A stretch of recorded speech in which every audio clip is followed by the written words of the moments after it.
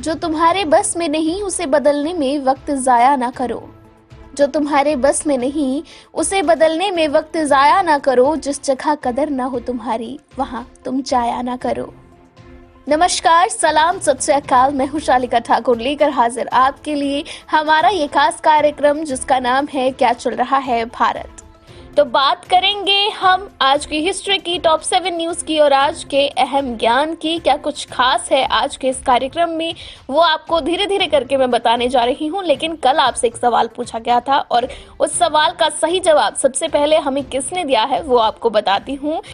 तो कल आपसे पूछा गया था एक सवाल कि भारत पहले भारतीय कौन हैं जिन्होंने भारत के लिए मिस्टर यूनिवर्स सम्मान जीता और उन्हें उस सम्मान से सम्मानित किया गया। और इस सवाल का सही जवाब दिया है अक्षय शर्मा ने।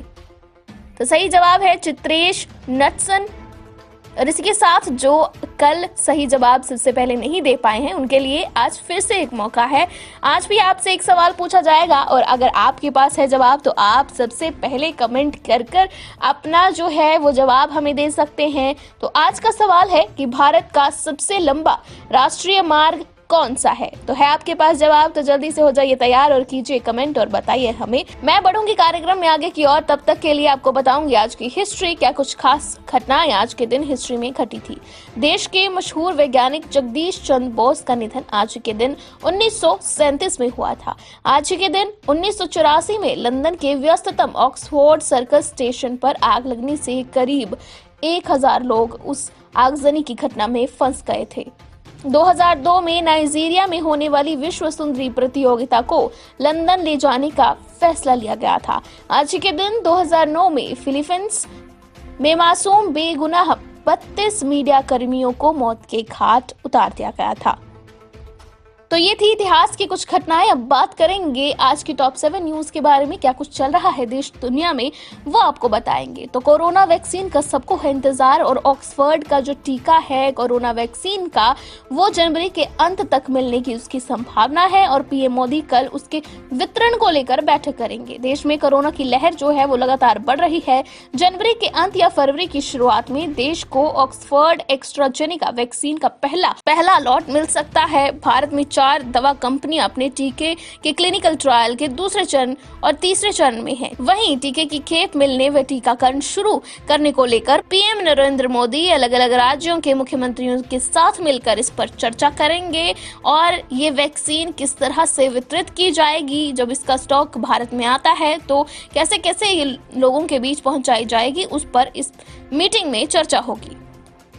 बढ़ेंगे अगली खबर की ओर। बात करें दिल्ली और महाराष्ट्र की तो काफी बुरी हालत है। कोरोना के केसेस बहुत ज्यादा बढ़ रहे हैं इन दोनों ही स्टेट्स में और महाराष्ट्र की सरकार ने कड़ा रुख अपनाते हुए ये कहा है कि अगर लोग नियम तोड़ते हैं, नियमों की पालना नहीं करते हैं तो इसके लिए सीएम उद्धव ने कहा है कि अगर कोविड को लोग इसी तरह से लापरवाही से लेते हैं, सावधानियां नहीं बरतेंगे तो दूसरा लॉकडाउन लगाने से सरकार पीछे नहीं हटेगी। और स्वास्थ्य सुरक्षा को मद्देनजर रखते हुए लोगों की सेहत और लोगों की जो है स्वास्थ्य सुरक्षा को ध्यान में रखते हुए जो महाराष्ट्र सरकार है वो कभी भी लॉकडाउन लगा सकती है। स्थिति को नियंत्रित करने के लिए ये बड़ा कदम जो है वो सरकार उठा सकती है। तो ये चेतावनी है लोगों के लिए महाराष्ट्र सरकार की जो लापरवाही कर रहे हैं, नियमों को तोड़ रहे हैं। वहीं बात करेंगे कोरोना के प्रदूषण पीठ। वहीं बढ़ेंगे अगली खबर की और बात करेंगे दिल्ली एनसीआर की। तो कोरोना के साथ प्रदूषण व कड़ाके की सर्दी की चपेट में है दिल्ली एनसीआर। देश की राजधानी दिल्ली जहां प्रदूषण की मार से कराह रही है वहीं कोरोना भी खूब अपना तांडव दिल्ली में दिखा रहा है। कोरोना के साथ साथ प्रदूषण जो है दिल्ली में लगातार बढ़ रहा है और कोरोना की केसेस के बारे में तो क्या ही बात कहे। हर रोज काफी भारी संख्या में केस आते हैं, लोगों की मृत्यु होती है, लोग कोरोना संक्रमण की चपेट में आते हैं। तो इसी बीच दिल्ली के कुछ एक मार्केट्स हैं जिन्हें बंद करने के आदेश दिए गए हैं और कौन से हैं ये मार्केट्स वो आपको बताते हैं कि कोरोना के बढ़ते मामलों को देखते हुए दिल्ली सरकार ने नंगलोई क्षेत्र में पंजाबी बस्ती और जनता मार्केट्स को 30 नवंबर तक बंद करने के आदेश दिए हैं और ये आदेश दिए गए हैं कोरोना को ध्यान में रखते हुए और लोगों की सुरक्षा को सुनिश्चित करते हुए। ये जो भी क्षेत्र हैं जिन्हें बंद करने के आदेश दिए गए हैं, यहाँ पर लोगों की लापरवाही को देखते हुए ये फैसला लिया गया है।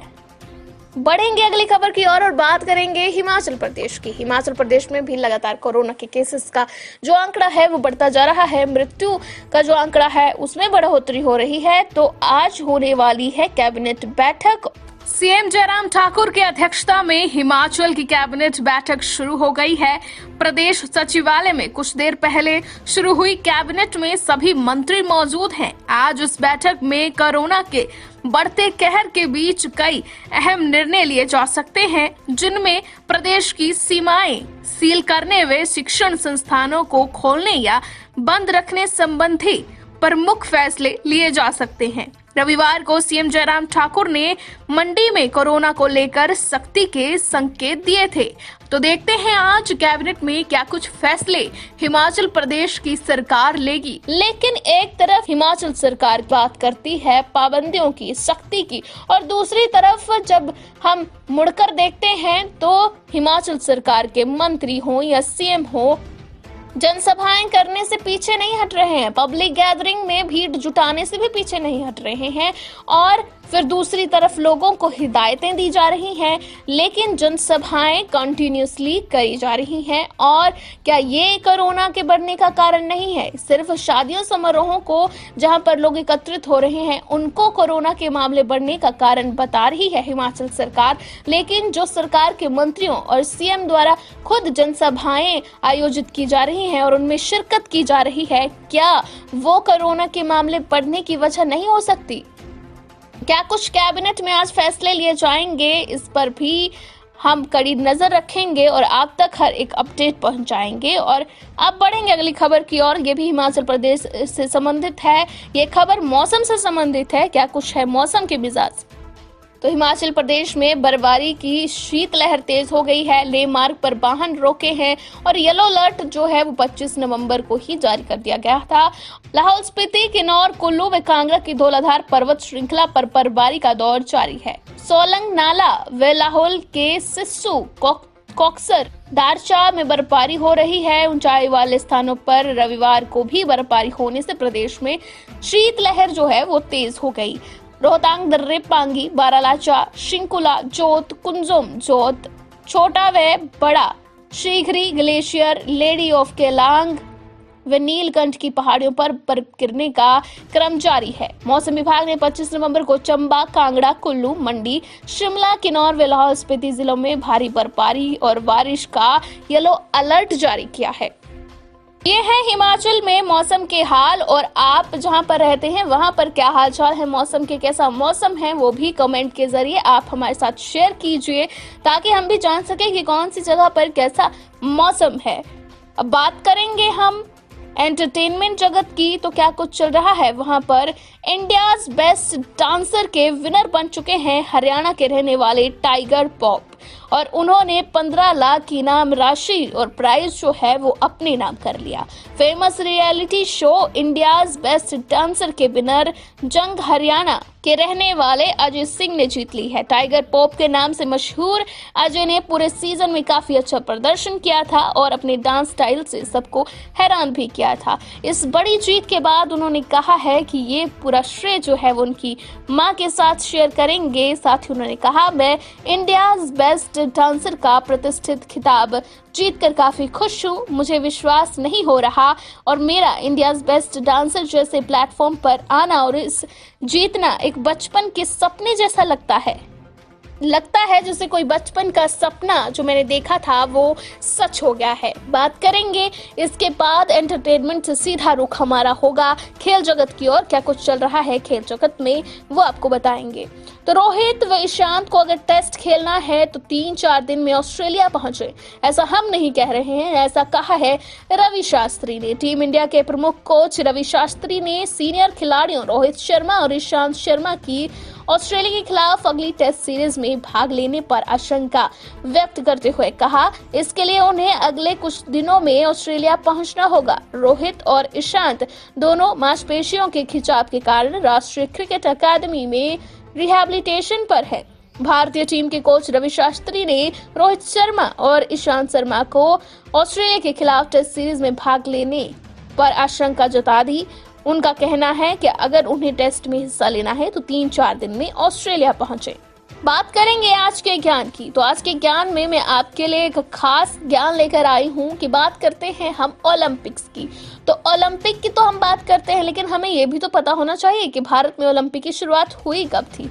तो भारत में ओलंपिक की शुरुआत, भारत ने पहली बार वर्ष 1900 में ओलंपिक में हिस्सा लिया था। इस वर्ष भारत की तरफ से सिर्फ एक एथलीट को भेजा गया था, जिन्हें एथलेटिक्स में 2 सिल्वर मेडल जीते थे। भारत ने 1920 में पहली बार समर ओलंपिक गेम्स में अपनी टीम भेजी और तब से लेकर अब तक वो हर बार इसमें हिस्सा ले रहा है। तो ये था आज का ज्ञान। इसी के साथ भूले ना, आपसे शुरुआत में पूछा गया है एक सवाल, उस सवाल का जवाब भी आपको हमें देना है। और इसी के साथ ये कार्यक्रम यहीं पर होता है समाप्त। दीजिए मुझे इजाजत और बने रहिए हमारे साथ। कल भी आपके लिए मैं होंगी हाजिर हमारा ये खास कार्यक्रम लेकर, जिसका नाम है क्या चल रहा है Bharat. Shri Balaji multi speciality hospital Kangra, जहां आपको एक ही छत के नीचे मिले बेहतरीन चिकित्सा सुविधाएं, cardiology, laparoscopic, general surgery, neuro surgery, orthopaedics, paediatric, radio diagnosis, urology, gastroenterology, ophthalmology, pathology, medicine, anaesthesia और डेंटल जैसी अत्याधुनिक और बेहतरीन चिकित्सा सुविधाएं, 24 घंटे इमरजेंसी सुविधा, 9 बेड के साथ critical care unit, cardiac monitor और डिफिब्रिलेटर्स, सेंट्रल ऑक्सीजन लाइन और वेंटिलेटर सुविधा।